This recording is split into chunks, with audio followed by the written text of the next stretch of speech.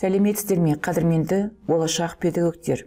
Сіздердің назарларыңызға цифрлы педагогика пәнінен цифрлы трансформациялық білім беру, қашықтықтан оқыту ерекшеліктері атты тақырыпты ұсынамын. Қарастыратын мәселелер: қашықтан оқытудың ерекшеліктері, қашықтан оқыту жүйесіндегі ақпараттық технологиялар, қашықтан оқытудың жалпы принциптері және қашықтан оқытудың артықшылықтары. Ұсынылатын әдебиеттер: негізгі әдебиет Бұзаубақова Клара Жайдарбекқызы, Амирова Амина Слямханқызы, Маковецкая Анастасия Андреевна, цифрлы педагогика, Тараз, 2022 жыл. Қашықтан оқытудың негізгі мәнісін ашып көрсетеміз. Қашықтан оқыту қашан және қалай пайда болды?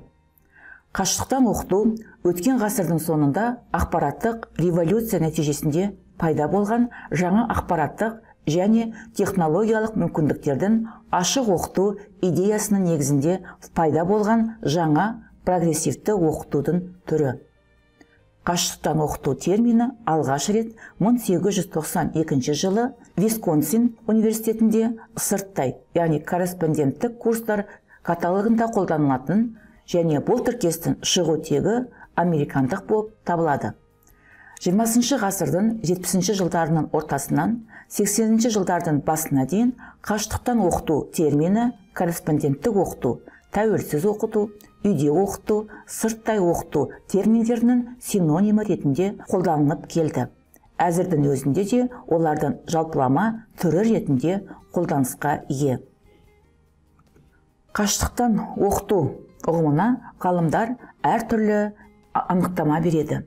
Мәселен, шетелдік ғалымдар Мор, Томсон, Верденин және Кларктың анықтамасына сүйенетін болсақ, қашықтан оқыту кабельдік немесе спутниктік теледидар, бейне немесе аудио жазбалар, факс, модем, бейне конференция сияқты білім беру ұйымынан тыс технологиялар арқылы білім беру бағдарламаларын тарату. Долгоруковтың зерттеуі бойынша қашықтан оқыту мамандандырылған ақпараттық білім беру ортасын қолдана отырып көпшілікке арналған білім беру қызметінің жиынтығы. Оның ішінде сәлекеттік білім беру әдістемесі, қарқынды білім беру әдістері, білім беру ақпараттың қашықтықтан алмасу құралдары, қағаз нұсқасы, электронды медиа, спутниктік, теледидар, радио, компьютерлік желі және тағы басқалар. Қазақстандық ғалымдар Қараев, Балапанов, Есбосыновтың зерттеуіне сүйенетін болсақ, қашықтан оқыту ашық білім беру идеясын жүзеге асыру тәсілі және оның нәтижесінде қалыптасқан арнайы әдістемелік және әдіснамалық әдіс тәсілдердің жиынтығы болып табылады. Қашықтан оқытудың төмендегідей ерекшеліктеріне тоқталамыз. Қашықтан оқыту білім алушылардың өз бетінше білім алу принципіне негізделген білім беру үдерісінің жаңа жүйесі. Оқу үдерісінің мұғалім мен білім алушылар арасында акты пайдалану арқылы оқыту мен оқыту үдерісін жүргізу және ұйымдастырудың заманауи тәсілі. Оқу ортасы білім алушылардың негізінен көбінесе толығымен мұғалімнен кеңістікте және уақыт алыстығымен сипатталады. Кез келген уақытта телекоммуникация құралдарының көмегімен диалог жүргізе алады.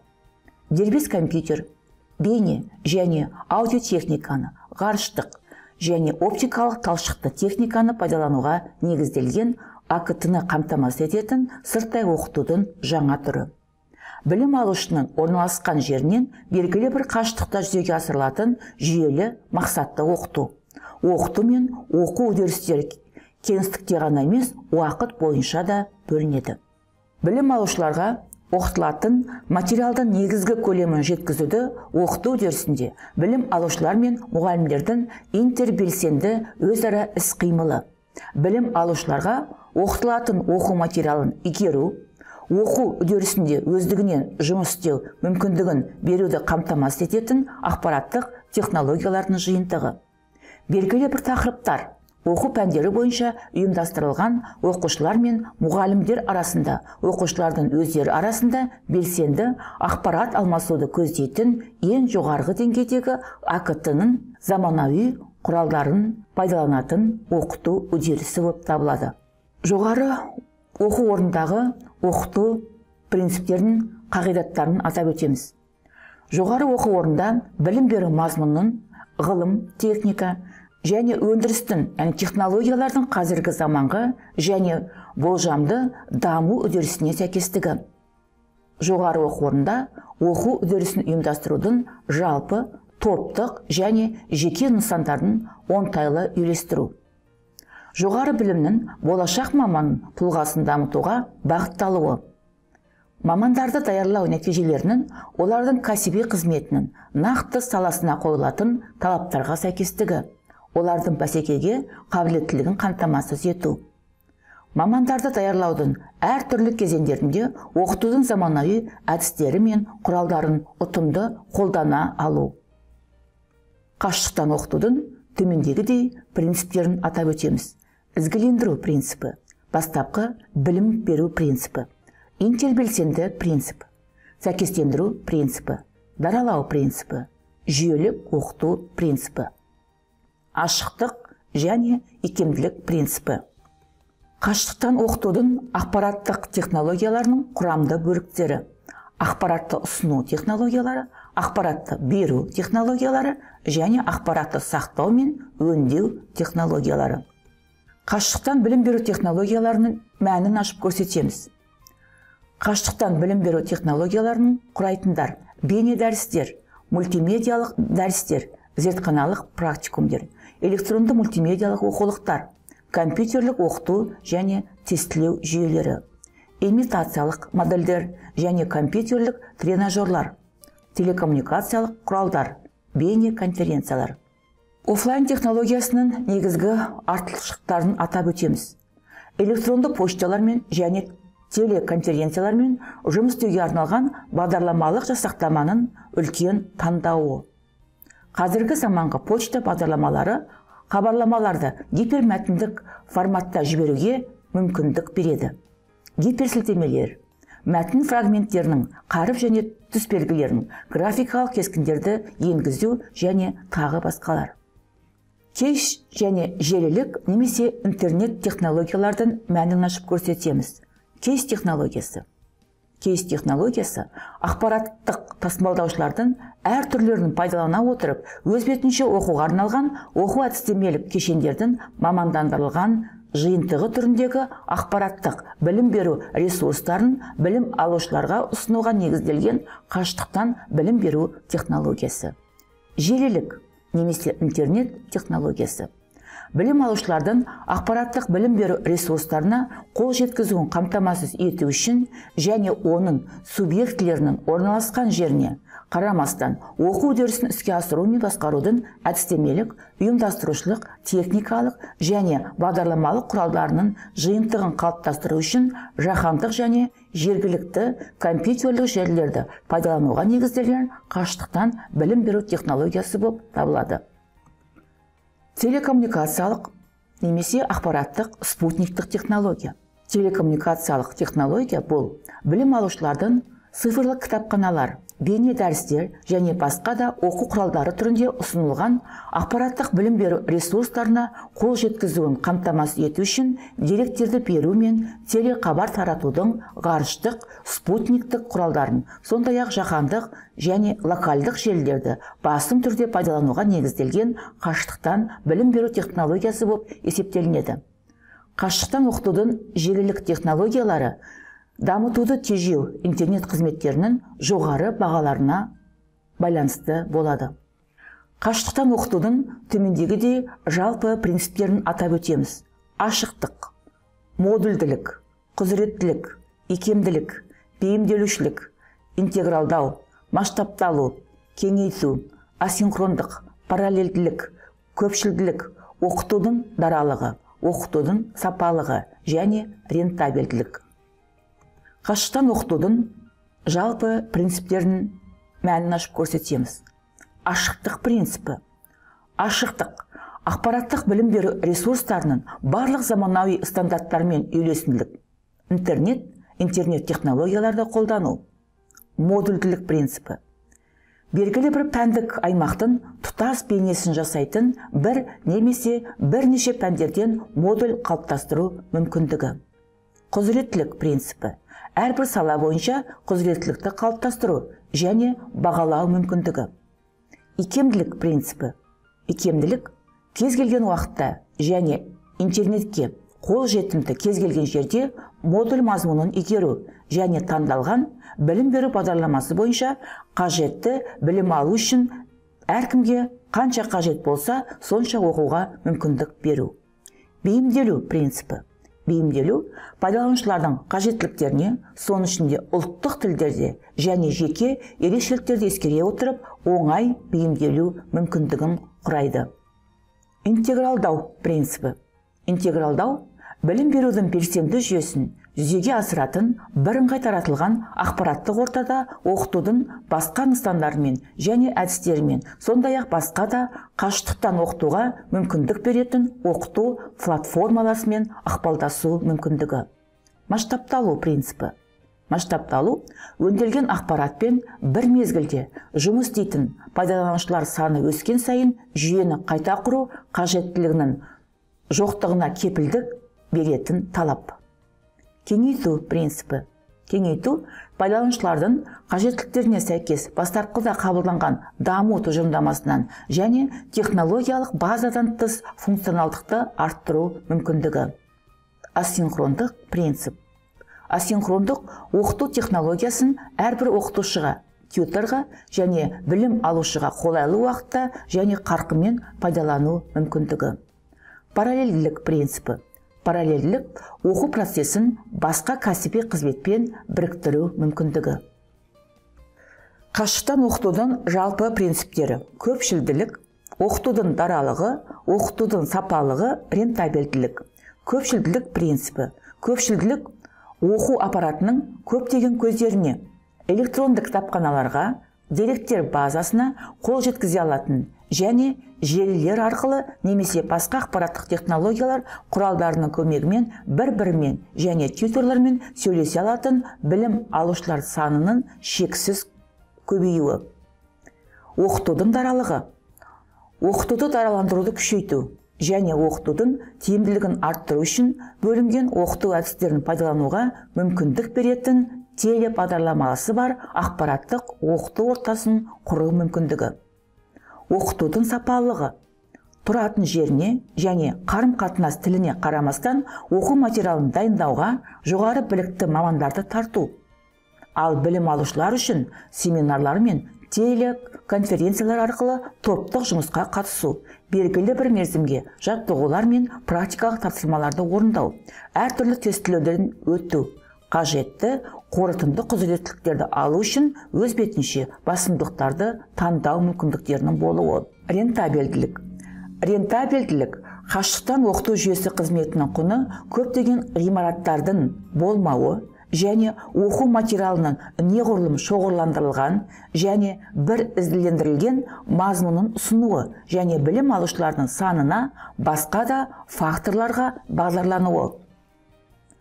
Қашықтықтан оқытудың ақпараттық білім беру ортасын ашып көрсетеміз. Қашықтықтан оқыту телекоммуникациялық технологиялар мен интернет ресурстардың көмегімен жүзеге асырылатын бір-бірімен алшақ орналасқан оқытушылар мен білім алушылардың білім беру өзара әрекеттесуіне негізделген оқытудың ерекше түрі. Қашықтықтан оқытудың ақпараттық білім беру ортасы. Қашықтан оқытудың ақпараттық білім беру ортасы деп пайдаланушылардың білім беру қажеттіліктерін қанағаттандыруға бағытталған деректерді беру құралдары, ақпараттық ресурстардың өзара әрекеттесу қаттамаларының ақпараттық бағдарламалық және ұйымдастырушылық әдістемелік қамтамасыз етудің жүйелі ұйымдастырылған жиынтығы. Қашықтан оқытудың төмендегідей ерекшеліктеріне тоқталамыз. Оқытушының жаңа рөлі, модульділік, икемділік, экономикалық тиімділік, білім беру сапасын мамандандырылған басқару. Қашықтан оқытудың басты мақсаты неде?